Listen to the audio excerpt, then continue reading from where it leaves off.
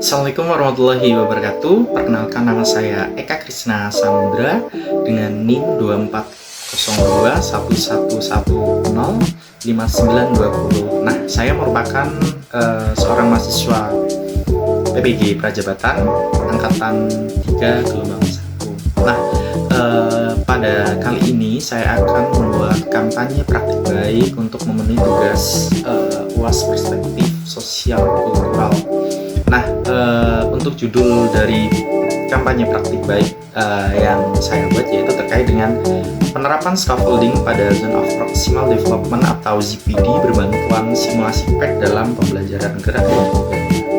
Nah, kampanye praktik baik ini bertujuan untuk menggali dan memahami penerapan metode scaffolding pada konsep Zone of Proximal Development atau ZPD dalam konteks pembelajaran. Nah, scaffolding merupakan suatu strategi pendidikan yang mana guru atau fasilitator memberikan dukungan yang tepat terhadap peserta didik sesuai dengan tingkat kemampuan mereka. ZPD sendiri merujuk pada rentang di mana peserta didik ini dapat belajar dengan bantuan atau dukungan dari orang dewasa. Intervensi ini melibatkan penerapan strategi scaffolding dalam kegiatan pembelajaran untuk membantu peserta didik mencapai tingkat pemahaman dan keterampilan yang lebih tinggi. Fokus utama dari kegiatan ini yaitu untuk menciptakan lingkungan pembelajaran yang sesuai dengan kebutuhan individual peserta didik, mengakomodasi tingkat keterampilan mereka yang sedang berkembang. Nah, penerapan scaffolding berbantuan PET simulation ini sebagai media pembelajaran pada materi gerak, terutama subbab hukum Newton 2 untuk meningkatkan kemampuan ZPD peserta didik merupakan suatu pendekatan yang memberikan dampak positif yang signifikan. Scaffolding yang berfokus pada pemberian dukungan terhadap peserta didik saat mereka berada dalam ZPD diterapkan bersamaan dengan penggunaan simulasi untuk menciptakan lingkungan pembelajaran yang mendalam dan inklusif. Saat proses pembelajaran berlangsung menunjukkan bahwa penggunaan PET ini sebagai media pembelajaran dapat memberikan kemudahan bagi peserta didik untuk memahami konsep hukum Newton 2 lebih mendalam dengan melihat penerapan secara langsung dan interaktif. Penggunaan simulasi juga dapat memberikan kesempatan bagi peserta didik untuk mengamati dan menggali berbagai aspek gerak dan gaya yang diterapkan dalam hukum Newton 2. Dalam proses pembelajaran, guru dapat menggunakan penerapan scaffolding dengan berperan sebagai fasilitator yang kritis dalam memberikan fasilitas untuk meningkatkan pemahaman peserta didik mengenai hukum Newton 2. Nah, pada tahap awal, guru memberikan penjelasan dan gambaran umum terkait dengan materi yang akan diajarkan. Guru juga dapat memberikan motivasi serta menjelaskan tujuan pembelajaran untuk memberikan pemahaman awal peserta didik mengenai manfaat materi dalam kehidupan sehari-hari. Nah, scaffolding berlanjut ketika peserta didik melakukan pembelajaran dengan menggunakan PET simulation. Nah, berikut merupakan cuplikan dari penggunaan scaffolding berbantuan PET simulation. Buat yang ketiga, berapa masanya? Udah di set 250 ini berapa? 50 tambah 200 tambah 100 berapa? Kebanyakan ya? Iya, 250 kan? Kalau ini berapa? 50 tambah 200 tambah 100 berapa? Kelebihan atau kekurangan? Kelebihan. Ya udah, yang lebih ditaruh di bawah dulu. Apa yang lebih? Lebih 100 berarti ya? Nah, ini dipindah dulu ya ke bawah.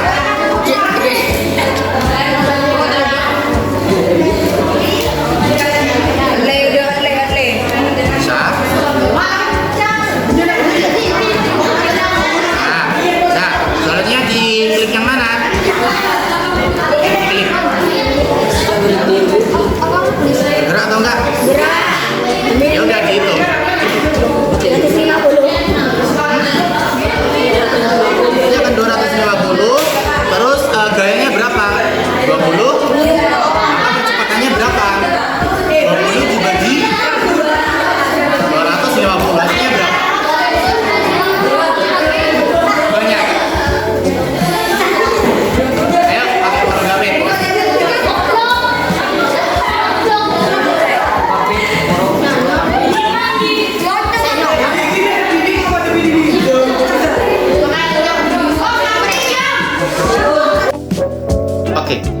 Pada video tersebut dapat dilihat bahwa setelah guru memberikan penjelasan mengenai cara kerja simulasi, pada strategi ini guru dapat mengetahui kesulitan awal peserta didik dan membantu peserta didik mengatasi hambatan yang mereka alami.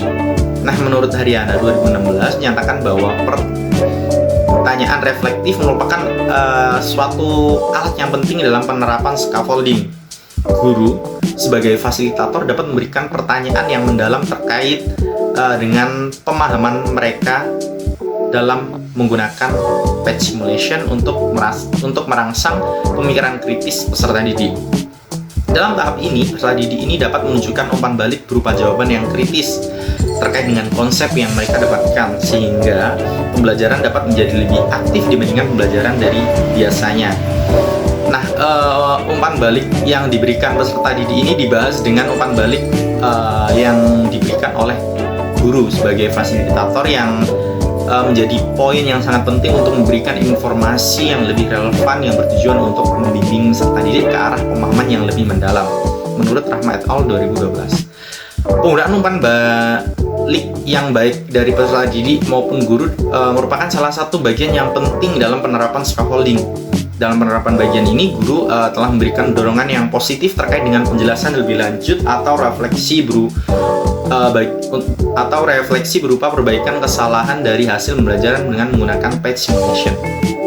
Dalam penerapan bagian ini terdapat beberapa tantangan yang muncul sehingga diperlukan pemantauan konstan oleh guru terhadap kemajuan peserta didik dan diperlukannya penyesuaian strategi scaffolding sesuai dengan kebutuhan individu peserta didik. Beberapa peserta didik menunjukkan perlu bantuan lebih lanjut terkait dengan konsep yang mereka belum pahami mengenai materi yang menggunakan patch simulation, sehingga dapat diketahui bahwa dalam penerapan simulasi sebagai bantuan dalam penerapan scaffolding ini, guru perlu lebih responsif dan fleksibel terhadap kebutuhan setiap peserta didik.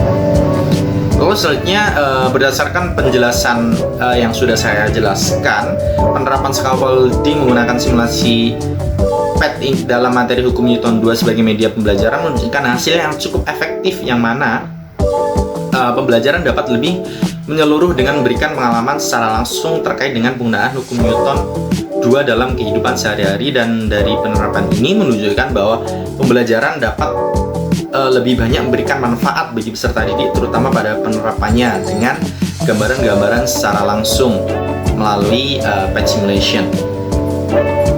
Hal ini selaras dengan pendapat Fajarini 2018 yang menyatakan bahwa manfaat scaffolding adalah pendekatan dengan kelebihan yang memberikan lingkungan belajar yang mendukung bagi peserta didik.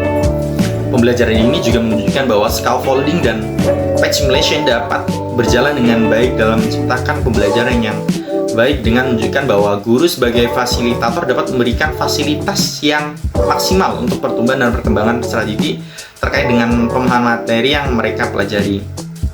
Nah, dengan pendekatan ini juga dapat memberikan pembelajaran bagi peserta didik terkait dengan gerak dan gaya tidak hanya menjadi keterampilan akademis saja, tapi juga pengalaman belajar yang sangat berharga yang dapat merangsang minat dan motivasi peserta didik untuk menggali lebih dalam terkait dengan konsep fisika secara lebih lanjut. Nah, melalui penerapan metode scaffolding pada ZPD, hasil yang dicapai mencakup peningkatan partisipasi aktif peserta didik, peningkatan pemahaman konsep, dan perkembangan keterampilan mandiri dari peserta didik tersebut. Peserta didik merespon secara positif terhadap pendekatan ini yang menunjukkan bahwa peningkatan kepercayaan diri dan motivasi dalam pembelajaran terhadap peserta didik ini berlangsung lebih baik. Evaluasi hasil belajar menunjukkan bahwa terdapat peningkatan kinerja peserta didik dalam hal pemahaman konsep serta penerapan keterampilan dalam konteks yang lebih luas. Pembelajaran yang diambil dari kampanye ini mencakup terkait dengan pemahaman mendalam tentang keefektifan metode scaffolding pada ZPD. Replikasi praktik baik ini dapat dilakukan dengan memperhatikan karakteristik dan kebutuhan khusus peserta didik. Diperlukan pendekatan yang disesuaikan dengan konteks pembelajaran, jenis materi, dan gaya belajar dari peserta didik tersebut.